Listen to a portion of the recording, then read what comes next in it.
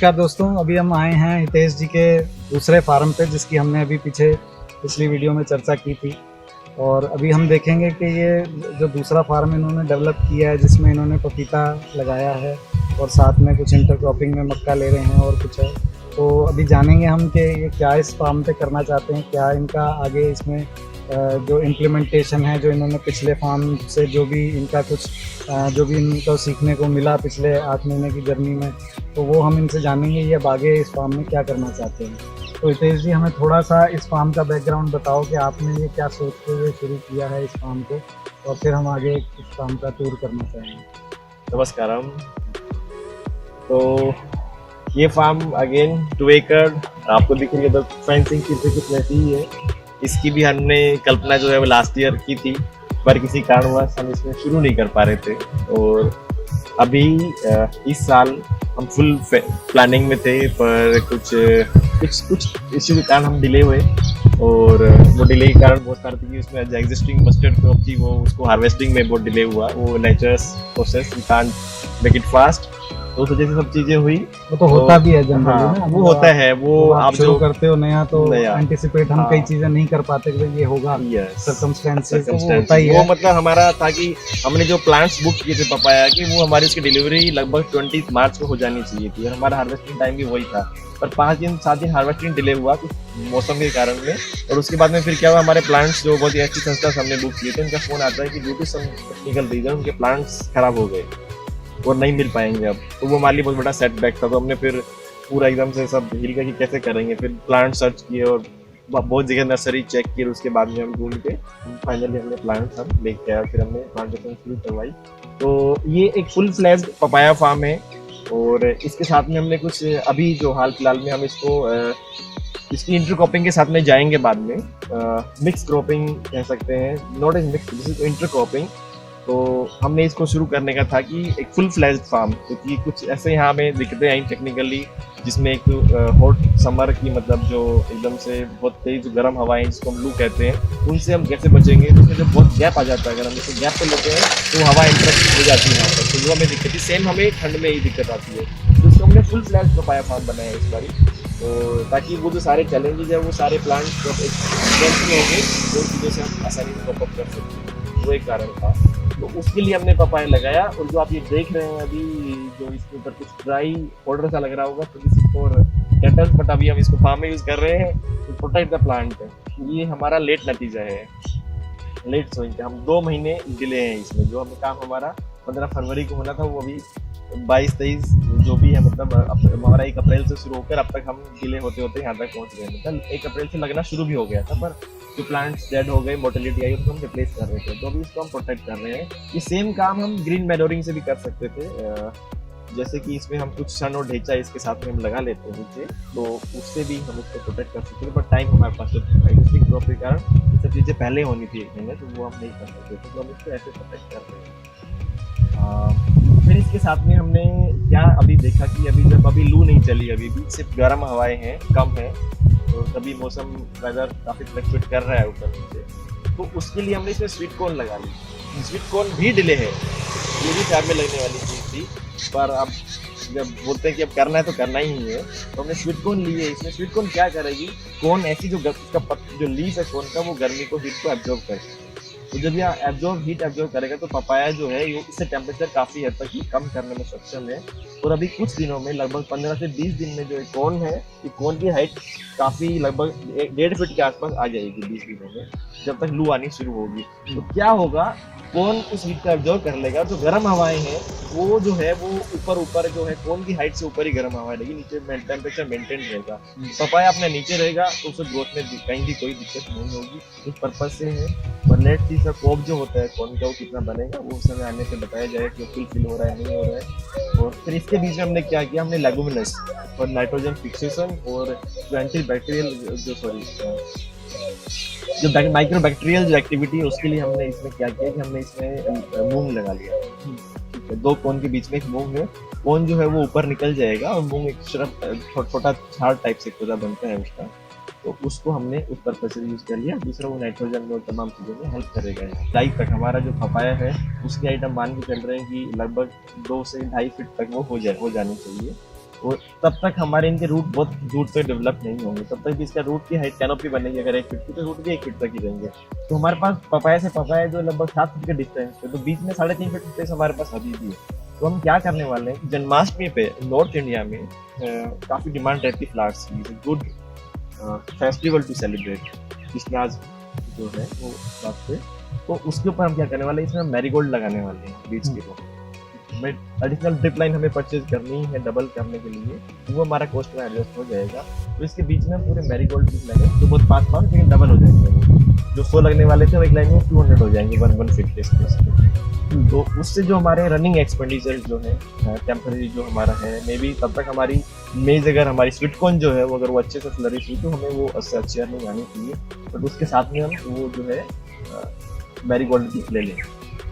साथ में मूंग भी आपको कुछ मूंग भी, हाँ मूंग भी साथ में आएगा, मूंग बहुत अच्छा आएगा। और जो सबसे अच्छा जो इसमें चीज होने वाली है, जो मल्चिंग हमारी है वो हमारी कॉर्न स्वीट कॉर्न निकलेगी, उसका स्वीट कॉर्न का पूरा तना रहेगा, टॉप तोड़ने के बाद में पूरा मटेरियल है।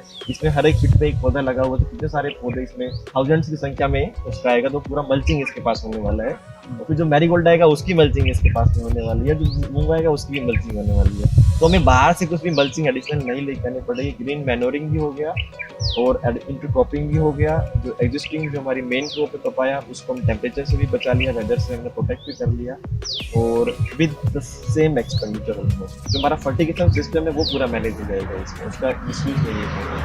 तो आइए अब एक बारी जो है चल के इनके फार्म का भी एक टूर ले लेते हैं कि कहाँ इन्होंने क्या क्या कैसे कैसे लगाई है चीज़ें, वो भी समझ लेते हैं। इसमें कैसे कैसे आपने जो है प्लांटेशन करी है वो थोड़ा सा आप समझाइए। हाँ, तो प्लांटेशन का हमारा जो यहाँ पर जो मेथड है वो ऐसे है कि हमने बेड्स बनाए हैं, ठीक है, और हमारी जो बेड की विड्थ है वो लगभग 10 फीट है, ठीक है।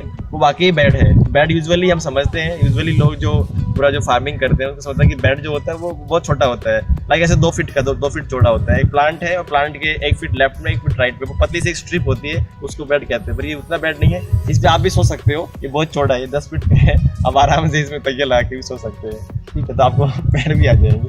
तो 10 फीट चौड़ा बेड है, इसके बीच में दोनों साइड में नाली है, ठीक है। तो पूरा जो वापसा जिसको कंडीशन बोलते हैं हम, ठीक है, जो एयर का जो सर्कुलेशन, वाटर एयर का सर्कुलेशन होता है जमीन सॉइल में, उसको पूरा देखते हुए पूरा छोटा बेड है, ठीक है।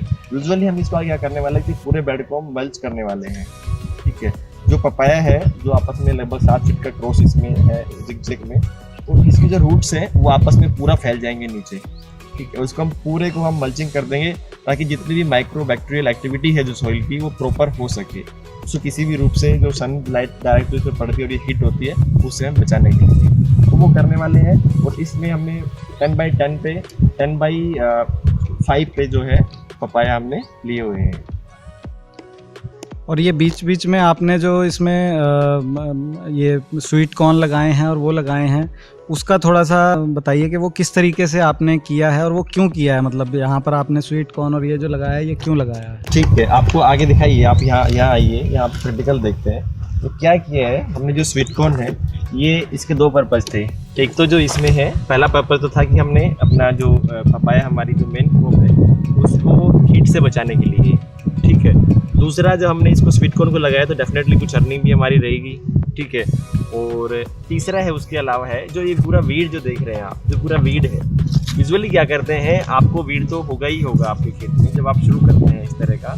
तो क्योंकि ड्रिप लाइन जो हमारी इनलाइन है, हमने इसमें पूरी में पानी देने का वो रखा है प्लान, तो ये पूरा जो ये वीड हो जाता है। अब आपको सिर्फ वीड निकलवाना है।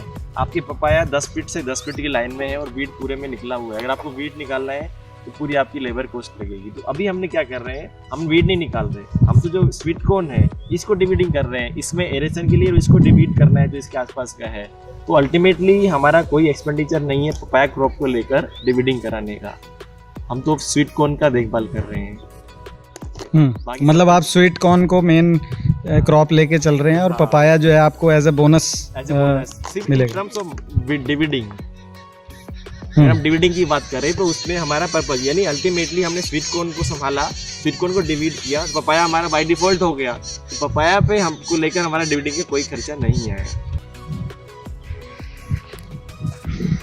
तो ये आप देख रहे हैं लाइन में इन्होंने जो है ये पपाया लगाया हुआ है और इसमें इन्होंने इसको लू से और पश्चिम की जो हवा है, गर्म हवाएं, क्योंकि अभी थोड़ा लू का सीज़न है, चल रहा है, तो उससे बचाने के लिए इन्होंने जगह जगह पे ये जो पपीते हैं उसको बचाने के लिए इस तरीके से इन्होंने ये किया है। ये राजस्थान की टेक्नोलॉजी है, ये जुगाड़ टेक्नोलॉजी, जिससे ये बीकानेर में और उस बेल्ट में जो लोग जो पौधे लगाते हैं, क्योंकि वहाँ पर एक्सट्रीम क्लाइमेट होता है, तो राजस्थान में लोग इस तरीके से जो अपने पपीते हैं को बचाने के लिए, क्योंकि ये छोटी अवस्था में थोड़ी केयर इसकी ज़्यादा होती है, तो इसको बचाने के लिए लोग करते हैं। तो ये हितेश जी ने यहाँ पे जो है ये चीज़ अप्लाई की है। और ये लाइन में आप देख रहे हैं, ये इन्होंने स्वीट कॉर्न लगा रखी है। तो ये पूरा जो 2 एकड़ खेत है, ये अभी इन्होंने इस हिसाब से ही इसकी पूरी प्लांटेशन की है। तो हितेश जी बहुत बढ़िया, ये आपने एक इनिशिएटिव एक और लिया है। हम आपको पहले भी उसके लिए साधुवाद तो दे ही चुके हैं।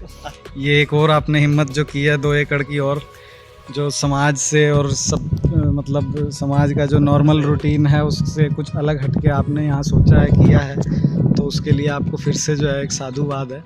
आपने बहुत अच्छा एक इनिशिएटिव ये लिया है, और इससे मैं आशा करता हूँ कि जो हमारे व्यूअर्स हैं उनको भी इससे काफ़ी सीखने को मिलेगा। और सबसे बड़ी चीज़ जो है, सीखने से ज़्यादा एक हिम्मत मिलेगी कि आदमी मतलब इस तरीके के और भी इनिशिएटिव्स आएँ। अच्छा, एक चीज़ इसमें हितेश जी मैं पूछना चाह रहा था कि इसमें अभी हमने कितने लगभग पौधे लगाए हैं जो पपीता के? पपीता लगभग हमारे पास 1500। तो इसमें अभी कुछ आपने कुछ इस तरीके की कुछ गणना की है कि भाई क्या आप पपीता जब आपका फुल हार्वेस्ट पे होगा तो क्या प्रोडक्शन लगभग, क्योंकि जहाँ तक मुझे आइडिया है एक अगर अच्छा पपीते का, अच्छा ये सीड कौन सा है पपीते का? ये ताइवान रेड लेडी है। अच्छा, रेड लेडी है। हाँ, क्योंकि जो ट्रांसपोर्ट में जो सबसे ज़्यादा सूटेबल है।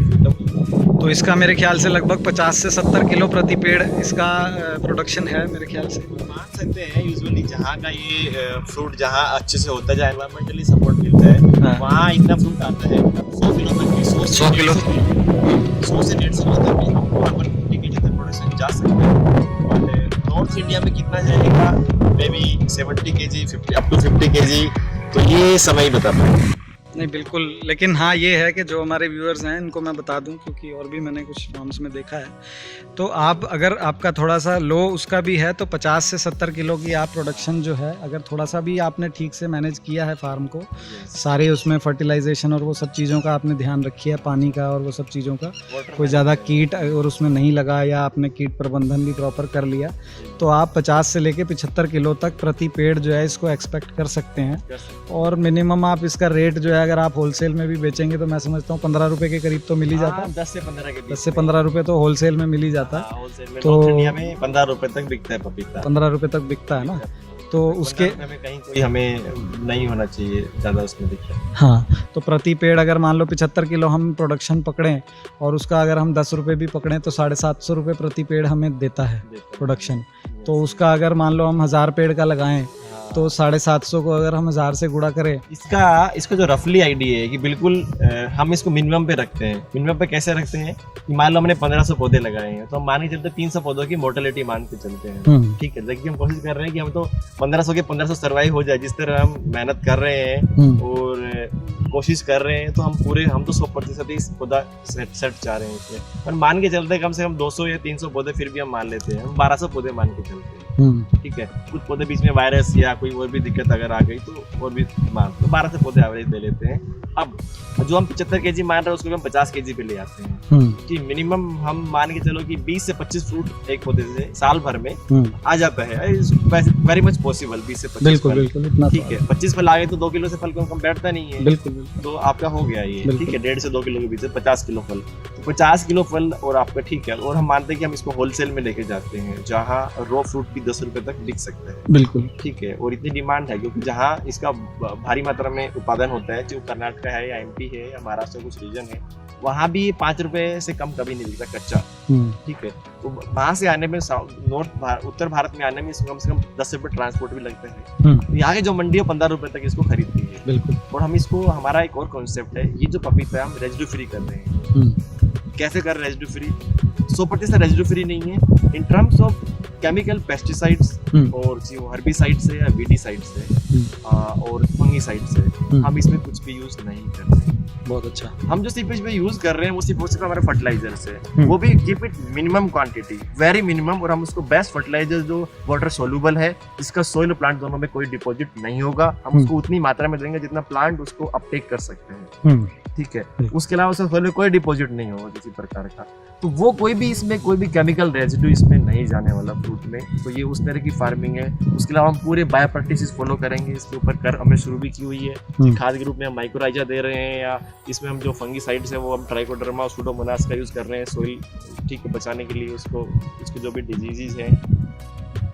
और हमें बहुत ज़रूरत पड़ी तो हम सिर्फ जो ग्रीन लेवल के जो कोई है, अगर हमें लग रहा है कि हमारा फार्म बहुत ही अब उसमें आ गया कि हमें वी हैव टू यूज़, तो हम केवल जो ग्रीन लेवल के जो पेस्टिसाइड्स वगैरह है, केवल ग्रीन लेवल जो नॉन टॉक्सिन कैटेगरी में आते हैं, हम वही यूज करने के उसमें रहेंगे, अदरवाइज कुछ नहीं। ये क्लियर है। तो उस तरह का पपीता है। दूसरा, हमने जो इसको चैनलाइज किया कि इसको हम होलसेल में नहीं बेचने का प्लान है। हमारे पास सिर्फ 2 एकड़ है, तो बहुत पपीता ऐसा है कि हम इसको क्या करने वाले हैं कि इसको हम जो राइपनिंग होगी वो प्लांट पे होने वाली है। तो एकदम से ऐसा नहीं कि आज आपके पास में 2000 किलो आ गया, नहीं, डे बाई डे जितना राइपनिंग और आप तोड़ रहे हो, एक गाड़ी आपने ले ली, जब हम इतनी मेहनत इसको उगाने में कर रहे तो बेचने में क्यों ना करें। आज से किसान के साथ जो प्रॉब्लम है वो यही है कि वो उगाने में पूरी मेहनत लेकिन बेचने में कोई मेहनत नहीं है। तो वो जब हम चीज कवर करेंगे बेचने वाली, तो हमारा प्लान है इसको हम 30 रुपए से कम नहीं बेचेंगे। बिल्कुल। जो मार्केट रेट है वो मान के चलो कि रिटेल में 40 रुपए से कम पपीता 25 से 40 के बीच में नहीं मिलता है कहीं। हाँ, 40 रुपए आराम से। वो सारा केमिकली राइपन सब कुछ है उसमें। हम बोल रहे हैं यार हमारा जो पपीता है वो रेजिड्यू फ्री, केमिकल जो पेस्टिसाइड वगैरह से हर तरह से, और बेस्ट बायो प्रैक्टिसेस से, और उसको राइपनिंग भी पौधे पे हुई है, पकाया भी पौधे पे गया है। तो वो पौधे हमें क्यों नहीं 40 रुपए मिलेंगे उसको जो मिठास होगा जो बिल्कुल मिलेंगे। अभी हमने जो पिछली वीडियो में बात करी और उसमें हमने जो आपकी स्ट्रॉबेरी खाई और उसमें जो हमने आपका बीटरूट खाया, तो उसके स्वाद से ही हमें पता लग गया कि केमिकल फ्री जो प्रोड्यूस होता है उसका टेस्ट बिल्कुल अलग ही होता है। तो क्योंकि हम फॉर्चुनेट हैं कि हम इस तरीके के उसमें जुड़े हुए हैं, तो हम ये सब चीज़ें टेस्ट करते रहते हैं, तो हमें पता है। लेकिन जो एक आम आदमी जो शहर में बैठा है उसको नहीं पता। तो अगर आप इसको 30 रुपये 40 रुपये में बेचेंगे तो मैं आपको ये गारंटी देता हूँ कि ये आपका हंस के बिकेगा और बहुत आराम से बिकेगा। क्योंकि जो चीज़ आपकी मेहनत और वो हमने देखी है वो दिख रही है खेत पे कि आप इसमें जो बायो प्रैक्टिसेस और आप जो नेचुरल फार्मिंग की प्रैक्टिसेस इसमें कर रहे हैं। तो अपन मान के चलते हैं कि पर पौधा 50 किलो, 1200 पौधे, ठीक है, अपन मान के चलते हैं तो 50 किलो का। फिर भी हम मानते हैं कि हम इसको जो रिटेल रेट हम मानते हैं 40 रुपये 50 रुपये, हम उसको कंसिडर नहीं करते। ठीक है, हम मंडी रेट कैलकुलेशन करते हैं, 15 रुपये मान लेते हैं। हमारा राइपनिंग फ्रूट है 15 रुपये में जाते हैं। ठीक है, तो एक पौधा समवेयर अराउंड 750 रुपये वही बैठा। ठीक है, 1200 पौधे हैं। ठीक है, तो ये आपका हो गया कि लगभग 9 लाख रुपए, ठीक है, के आसपास ये 2 एकड़ की 1 साल की पपाया की अर्निंग। ये इसको हम वैसे तो हम मिनिमम ही काउंट कर रहे हैं। ठीक है, ये इनिशियल सिनेरियो है। हम बैक कर रहे हैं कुछ महीनों बाद में, जब ये कैसी किसी ग्रोथ आ रही है हम फिर दिखाना चाहेंगे इसको, बताना चाहेंगे कि किस स्टेज में है और राइपनिंग तक। और जब हम प्रोड्यूस लेना शुरू करेंगे, वैसे हम इसमें 2 महीने लेट है तो हमें विंटर्स में दिक्कत आने वाली है, क्योंकि हमारा जो फ्रूट राइपनिंग स्टार्ट होना था सितंबर में वो थोड़ा और पोस्टपोन होगा, तो इस स्टेज में निकलेगा। पर ये तो हमारे पास गिवन सिचुएशन थी, इसमें हमें करना था तो हम कर रहे हैं। तो इसको हम पूरी तरह करें तो हम इसको ओवरकम करके सही मैनेज तरीके में जा सकते। तो मतलब जो भी कोई अगर ये वीडियो देख रहा है और वो चाहता है कि अपने फार्म पे पपाया फार्मिंग करनी चाहे, तो वो फरवरी में इसकी प्लांटेशन 15 फरवरी से 15 मार्च के बीच में वो वेदर कंडीशन से कि उस समय इस साल बहुत अर्ली हॉट मतलब स्टार्ट हो गई। ठीक है, गर्म हवाएं, अभी देखिए आप अप्रैल चल रहा है, कितनी तेज गर्म हवा चल रही है। यूजुअली तो मई 15 के बाद में लू का स्टार्ट होता है सीजन, अभी अप्रैल। तो इस बारी थोड़ा प्री मतलब थोड़ा है गर्मी, तो उस वजह से इस बारी जल्दी प्लांटेशन हो सकती थी, पर हमारे पास खेत नहीं था। तो आप कर सकते हैं, depend on the weather conditions. अगर वेदर ठीक है, टेम्परेचर ठीक आ गया है, तो आप 15 फरवरी से शुरू करके 15 मार्च तक आप जा सकते हैं।